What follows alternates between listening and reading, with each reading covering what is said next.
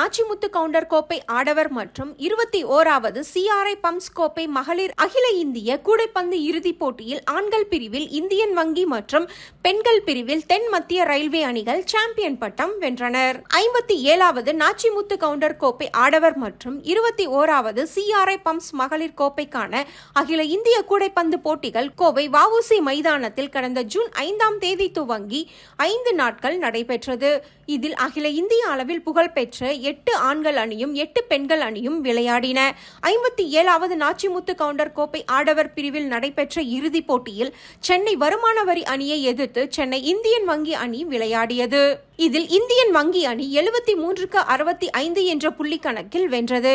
57வது Nachimuthu counter கோப்பையையும் வென்றனர். மகளிருக்கான இறுதிப் போட்டியில் செகந்திராபாத் தென் மத்திய ரயில்வே அணியை எதிர்த்து சென்னை தென்னக ரயில்வே அணி விளையாடியது. இதில் தென் மத்திய ரயில்வே அணி 71க்கு 68 என்ற புள்ளி கணக்கில் வென்றனர். 57வது நாச்சிமுத்து கவுண்டர் ஆண்கள் பிரிவில் வெற்றி பெற்ற இந்தியன் வங்கி அணிக்கு முதல் பரிசாக ரூபாய் 1 லட்சம் மற்றும் நாச்சிமுத்து கவுண்டர் சுழற்கோப்பையும் வழங்கப்பட்டது. 2ஆம் இடம் பெற்ற வருமான வரி அணிக்கு பரிசாக ரூபாய் 50,000 டாக்டர் என் மகாலிங்கம் அவர்களின் கோப்பையும் வழங்கப்பட்டது. பெண்கள் பிரிவில் இறுதிப் போட்டியில் வென்ற தென் மத்திய ரயில்வே அணிக்கு முதல் பரிசாக ரூபாய் 50,000 மற்றும் CRI பம்ப் சுழற்கோப்பையும் வழங்கப்பட்டது. 2ஆம் இடம் பெற்ற தென்னக ரயில்வே அணிக்கு பரிசாக 25,000 மற்றும் சுழற்கோப்பைகளும் வழங்கப்பட்டன.